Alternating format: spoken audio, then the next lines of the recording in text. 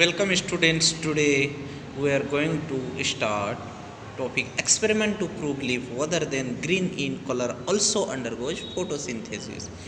तो experiment to prove leaf other than green in color also undergo photosynthesis. तो जैसे कि हम लोग एक्सपेरिमेंट करते हैं फोटोसिंथेसिस के बारे में, किसमें कैसा है, ठीक है। अब देखो टेक पहला पॉइंट एक्सपेरिमेंट में हम लोग देखते हैं, इसका एक्सपेरिमेंट करते हैं। पहला पॉइंट में क्या दिया हुआ है, take some plant one of the green leaves and other of the some of other colour. तो एक प्लांट्स का एक ग्रीन लीव्स ले लेना है, एक ये देखो यहाँ पर दूसरा कलर का लीव्स ले, एक येलो टाइप का लिया है ऑरेंज, और एगो बिल्कुल वाइट टाइप का सूखा हुआ पत्ते, ठीक है। उसके बाद as we know that the plant undergoes photosynthesis have stored carbohydrate in them. तो देखते हैं कि कौन से पत्तियां कार्बोहाइड्रेट इसमें पाया जाता है, किसमें ग्रीन पिगमेंट है, किसमें नहीं है, किसके द्वारा फोटोसिंथेसिस की प्रक्रिया होगी, किसके द्वारा नहीं होगी, उसी के बारे में, ठीक है ना। परफॉर्मिंग आयोडीन टेस्ट, इसमें हम लोग आयोडीन टेस्ट करते हैं कार्बोहाइड्रेट चेक करने के लिए, ठीक है। Photosynthesis stored carbohydrate in them, किसमें कार्बोहाइड्रेट है उसको चेक करने के लिए हम लोग क्या करते हैं उसमें। Now performing iodine test will prove that leaves within the green color also have stored carbohydrate, which in turn will prove that leaves other than green in color also undergoes photosynthesis because iodine in presence of starch turn into the blue black colour. तो हम लोग जब उस पर iodine देते हैं तो देखो यहाँ पर क्या हुआ, other than यानी colour also have stored carbohydrate with in turn will prove that leaf other than green in color also undergo photosynthesis because iodine in presence of starch turn into blue black color। तो जिसमें starch है वो blue या तो black colour हो जाता है। But if the leaf does not turn blue black on the addition of iodine, it the proof that the leaf belongs to plant that does not undergo photosynthesis। तो जिसमें हम लोग iodine डालने के बाद यदि उसका कलर ब्लू या ब्लैक में कन्वर्ट होता है तो जानते हैं कि ये दोनों लीव्स क्या हैं, फोटोसिंथेसिस कर सकते हैं। जबकि जिसमें कोई भी कलर चेंजमेंट नहीं होता है वो नो फोटोसिंथेसिस, उसमें फोटोसिंथेसिस की प्रोसेस नहीं होगी। ये एक्सपेरिमेंट हम लोगों का बुक में भी दिया हुआ है। अभी लॉकडाउन के कारण हम लोग स्कूल में इसको एक्सपेरिमेंट को नहीं कर सकते हैं, अन्यथा यदि हम लोगों का कंटिन्यू क्लास चलता तो मैंने तुम लोगों को स्कूल में इस तरह से एक्सपेरिमेंट करके बता देता, ठीक है। तो देखो इस तरह से कोई भी लिप्स में देते हैं तो उसमें कुछ चेंजमेंट होते हैं, उससे हम लोग पता चल जाता है कि किसमें कार्बोहाइड्रेट है, किसमें स्टार्च है, किसमें फोटोसिंथेसिस की प्रोसेस होगी, किसमें नहीं होगी, ठीक। देखो तरह का लिप्स लिया है, उसमें आयोडीन। अब यहाँ देखो such plant containing non green leaves but still exhibiting photosynthesis contain non green pigment known as anthocyanins and categories in addition to chlorophylls and pigment. Anthocyanins are present in such a large amount of the over up to green due to chlorophyll, but the covered with the chlorophyll continue performing function of carries photosynthesis। तो इस तरह से देखते हैं कि इसमें green pigment, किसमें orange pigment, जो भी है, लेकिन उससे ये content non green pigment non as anthocyanin and categories in addition to chlorophyll in the pigment anthocyanins and present in such a large amount of the cover of the green due to the chlorophyll, but the cover of chlorophyll continues to perform function carrying photosynthesis। तो किसमें starch present, देखो ये इसमें starch present है green में, ये orange वाला में भी है प्रेजेंट, इसमें दूसरे तरह का ये ग्रीन पिगमेंट, इसमें ग्रीन पिगमेंट है, इसमें ऑरेंज पिगमेंट है, ठीक है। स्टार्च नॉट प्रेजेंट इसमें नहीं है। अब देखो आगे हम लोग क्या करने वाले हैं, experiment photosynthesis in LG. LG में किस तरह से फोटोसिंथेसिस होता है, अब हम लोग उसको, ठीक है। We have often observe that presence of some slimy green patches in water pond and other stagnant water. हम लोग देखते हैं कभी कभी जहाँ हमेशा पानी रुका हुआ रहता है तो वहाँ ग्रीन पेचेज आ जाते हैं हरा हरा कलर के, जैसे कुआं के बगल में जाओगे देखोगे हमेशा जहाँ पर भींगा हुआ रहता है उसमें कुछ कुछ ग्रीन पेचेज आते हैं। बारिश के दिनों में अपने घर के दीवार में भी हम लोग देखते हैं जो हमेशा भींगते हुए रहते हैं तो उसमें क्या ग्रीन पेचेज आ जाते हैं, तो वो सभी एल्गी हैं। और वो एल्गी किस तरह से फोटोसिंथेसिस की प्रोसेस करते हैं उसी के बारे में यहाँ पर क्या हुआ है, उसको हम लोग डिटेल से देखेंगे। बेसिक तौर पर हम लोग देखते हैं वो कब होता है, क्योंकि अभी गर्मी के दिन में देखोगे तो दीवार में क्या उस तरह के ग्रीन एल्गी नहीं देख पाओगे, उसी जगह देख पाओगे जहाँ कंटिन्यू पानी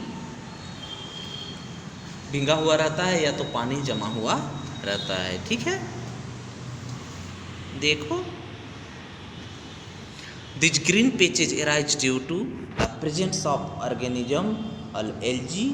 ठीक है, द देखो दी यहाँ पर एल्गी का the green patches arise due to the presence of organism called algae which contain chlorophyll that is responsible for green colour. तो वो ग्रीन किसके कारण आते हैं, क्लोरोफिल। जो ग्रीन पेचेज क्लोरोफिल पाए जाते हैं,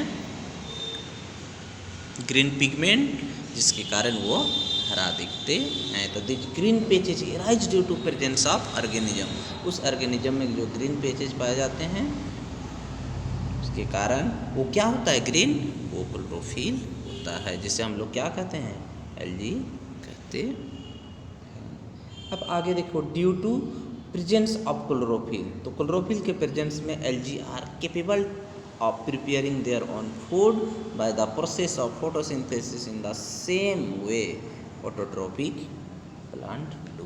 जिस प्रकार पौधे अपने हरे पौधे जिस तरह से अपना भोजन प्रिपेयर करते हैं फोटोसिंथेसिस के द्वारा, उसी तरह से सेम टू सेम एल्गी भी फोटोसिंथेसिस के द्वारा क्या करते हैं, अपना फूड प्रिपेयर करते हैं। जैसे और एक बात देखो, due to the presence of chlorophyll algae are capable for preparing their own food in this process of photosynthesis। Photosynthesis के माध्यम से अपना भोजन को प्रिपेयर करते हैं। The same way autotrophic plant, जिस तरह से पेड़ पौधे करते हैं उसी तरह से ये एल्गी भी करते हैं। ठीक, ये देखो यहाँ पर फिगर है, इस फिगर को बना लेना है। ठीक है, carbon dioxide, water and nutrients, chlorophyll, sunlight, ये सभी के प्रेजेंस में ही वो सभी प्रोसेसिंग होती। अब देखो, synthesis of plant food other than carbohydrate. अब देखते हैं पॉइंट नंबर 1 में, we have seen so far that photosynthesis can only provide us with carbohydrate which contain carbon, hydrogen and oxygen. तो कार्बोहाइड्रेट में हम क्या क्या क्या कंटेन रहते हैं, कार्बन, हाइड्रोजन एंड ऑक्सीजन। जो हम लोग यूज करते हैं कार्बोहाइड्रेट में ये तीनों चीज़ पाए जाते हैं। जैसे हम लोग ग्लूकोज होते हैं वो एक प्रकार का क्या होता है, वो कार्बोहाइड्रेट ही है। जैसे हम लोग भोजन को लेते हैं तो वो ग्लूकोज के रूप में कन्वर्ट होता है, ग्लूकोज के रूप में कन्वर्ट होता है और ग्लूकोज में ही वो तीनों कंटेंट्स पाए जाते हैं, कार्बन, हाइड्रोजन और ऑक्सीजन, और इसी से हमें एनर्जी मिलता है। ठीक है, ग्लूकोज के रूप में कन्वर्ट होते हैं तो ग्लूकोज का फार्मूला क्या होता है, C6H12O6, ये है ग्लूकोज का फार्मूला और यही हम लोगों का कार्बोहाइड्रेट है। ठीक, this component of carbohydrate are use to produce their component of food, और ये सब कंपोनेंट ऑफ फूड से ही हमें प्राप्त होती है। Point number 2, but nitrogenous substance containing nitrogen, protein, vitamin और mineral are also substantial component of food. और ये जो हम लोग, परंतु क्या बोल रहा है, नाइट्रोजनियस सब्सटेंस containing, उसमें क्या क्या रहते हैं, nitrogen, protein, vitamin and mineral also substantial component of food. हम लोग इसको सब्सटेंशियल कंपोनेंट ऑफ फूड कहते हैं। बाकी जो कंपोनेंट ऑफ फूड कार्बोहाइड्रेट के अदर जो भी पाए जाते हैं। ठीक है, नेक्स्ट पॉइंट देखो, the second sources of food for plant in from soil which contain certain mineral. तुम लोग देखे होंगे ये मिनरल्स कुछ मिनरल्स हमारे बॉडी में पाए जाते हैं जो वाटर के साथ सोलुबल होते हैं, और जब हम लोग वाटर को लेते हैं तो उसमें हम लोगों को वो मिनरल्स भी पता है, जैसे phosphorus, potassium, nitrogen, magnesium, calcium, ठीक है। जैसे हम लोग का टीथ, बोन्स, ये सब किसका बना होता है? कैल्शियम का बना होता है। फिर हमारे बॉडी में आयरन भी पाए जाते हैं, फॉस्फोरस भी पाए जाते हैं हड्डी उड्डी में। एक ही चीज़ से नहीं बना होता है, उन सभी का कॉम्बिनेशन से ही ये सब हमारा बनता है। Sulphur and many other mineral present in dissolve from, तो वाटर में इतने सारे खुले रहते हैं। क्या क्या? Phosphorus, potassium, nitrogen, magnesium, calcium, sulphur and many other mineral, that means iron भी। These minerals are absorbed that plant from soil, use the root hair of plant। तो ये तो सिर्फ प्लांट का बात कर रहा है ना। तो जब हम लोग प्लांट पीते हैं या तो मतलब प्लांट को खाते हैं, यानी साग सब्जी के रूप में फ्रूट्स को खाते हैं, तो उसमें कहीं ना कहीं कुछ न कुछ घुला हुआ मिनरल्स हमारे बॉडी में भी आ जाते हैं। या तो हम लोग वाटर को तो फिल्ट्रेट करके खाते हैं, तो उसमें जितने भी मिनरल्स हटा देते हैं। परंतु जब हम लोग फूड के रूप में लेते हैं तो वो फूड में क्या होता है? कहीं ना कहीं ये सब मिनरल्स घुले हुए होते हैं, ठीक है। डायरेक्ट लेते हैं तो हम उससे फिल्ट्रेट करके पीते हैं, परंतु जो भी हम लोग फूड मटेरियल्स को खाते हैं, तो फूड मटेरियल्स हम लोग का ज़्यादातर क्या होते हैं? प्रोड्यूसर या ऑटोट्रॉफ्स होते हैं। जैसे साग सब्जी, हम लोग मान लीजिए चावल खाते हैं, तो चावल एक पौधा से होता है। तो पौधा क्या होता है? वाटर को जब ग्राउंड से यानी अर्थ से ऑब्जर्व करता है, तो उसी दौरान ये जितने सारे जो मिनरल्स होते हैं उसको ऑब्जर्व करते हैं, और हमारे बॉडी जब हम उसको खाते हैं तो उसके माध्यम से कुछ ना कुछ हमारे बॉडी में भी मिनरल्स आ जाते हैं। तो इस प्रकार जो फोटोसिंथेसिस के दौरान कार्बोहाइड्रेट और किसके दौरान क्या आते हैं वो सभी डिटेल से दिया हुआ है। तो इतने सारे मिनरल्स वाटर के साथ घुले होते हैं। This minerals are observe the plant, और ये सभी मिनरल्स को क्या प्लांट ऑब्जर्व करते हैं। उस प्लांट को या तो उस प्लांट के द्वारा जो प्रोडक्ट होता है, जो उत्पादन होते हैं, उसको हम लोग क्या करते हैं? भोजन के रूप में लेते हैं, तो हमारे बॉडी में भी वो आ जाता है। तो इसको बढ़िया से तुम लोग क्या करना है? नोट कर लेना है। आगे देखो next point, the nutrient required by the plant large quantity called macronutrient, where is the nutrient required for the plant and small quantities are called macronutrient. तो ये देखो मैक्रोन्यूट्रिएंट, एक माइक्रो होता है, एक मैक्रोन्यूट्रिएंट। तो बहुत मात्रा में जब न्यूट्रिएंट मिलता है तो उसे हम लोग मैक्रोन्यूट्रिएंट बोलते हैं, जब कम मात्रा में मिलता है उससे माइक्रोन्यूट्रिएंट बोलते हैं। Due to in this reason the quality of plant depend on the quality of soil. तो अलग अलग सॉइल क्वालिटी में, अलग अलग प्लांट में अलग अलग टाइप का मिनरल्स पाए जाते हैं।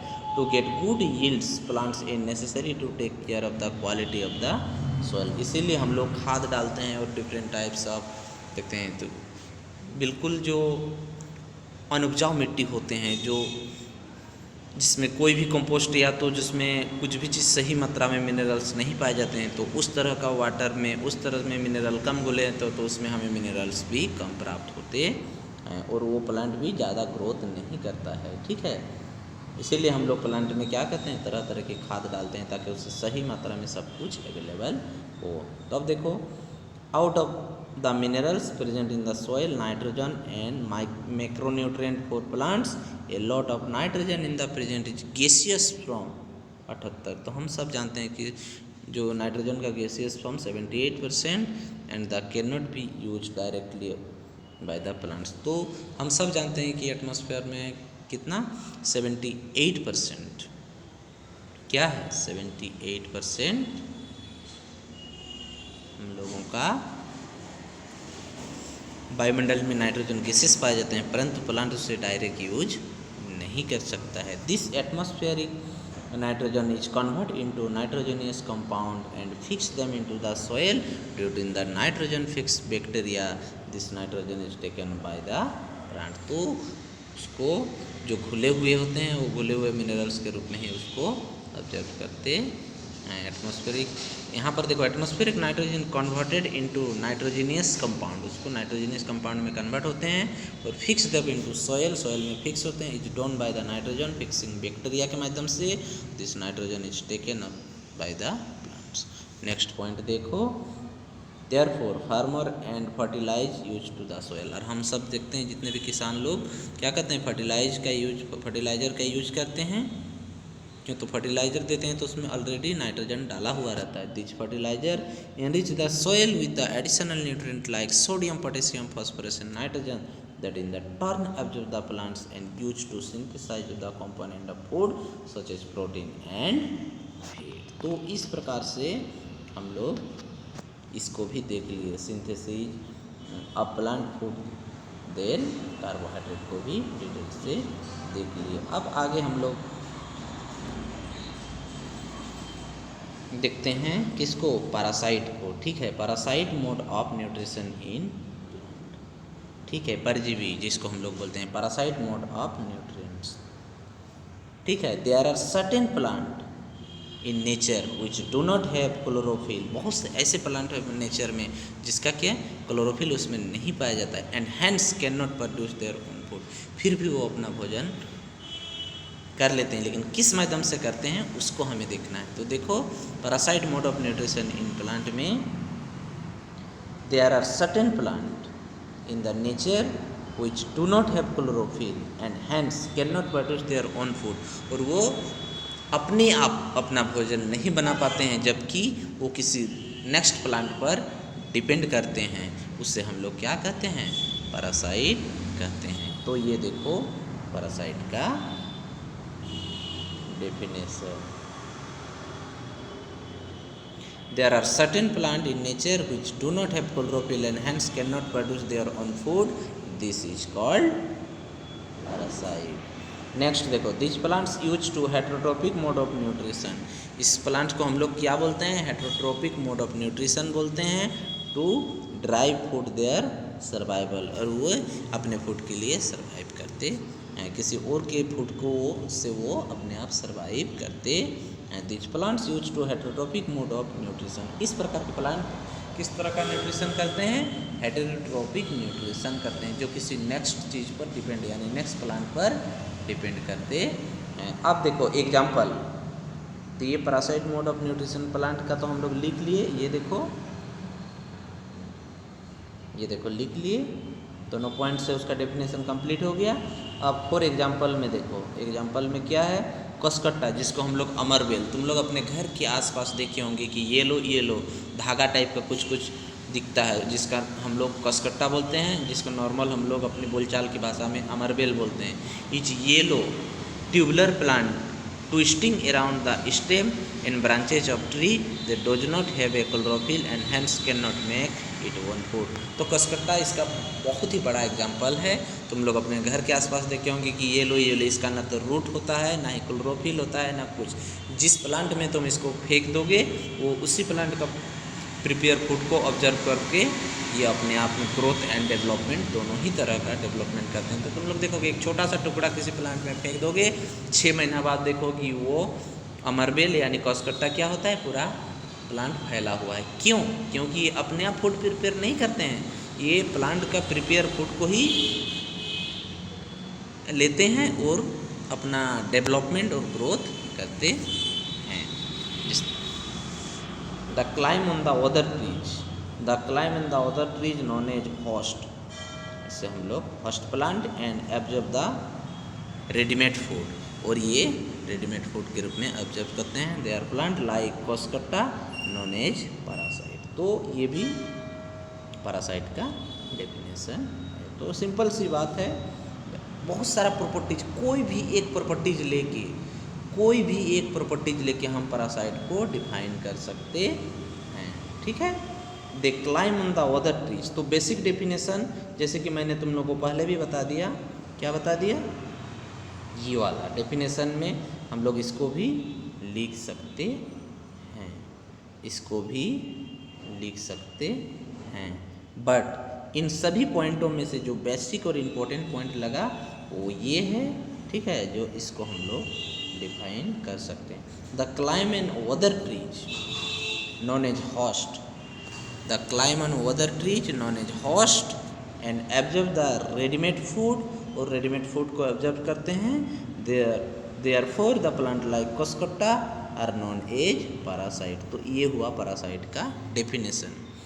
ये सभी जो हम लोग 3 पॉइंट देखे ना, ये जो 3 पॉइंट हम लोग देखे, ये 3 पॉइंट का जो बेसिक निचोड़ चीज़ निकल गया, ठीक है। ये तीनों पॉइंट का जो फैक्ट चीज़ निकल गया, उन फैक्ट चीज़ को डाल के ये चौथा पॉइंट हम लोगों का डेफिनेशन बन गया। किसी दूसरे प्लांट पे फूड पर वो डिपेंड करते हैं, वो अपने आप फूड प्रिपेयर नहीं कर सकते हैं, और वो किस मोड पे करते हैं।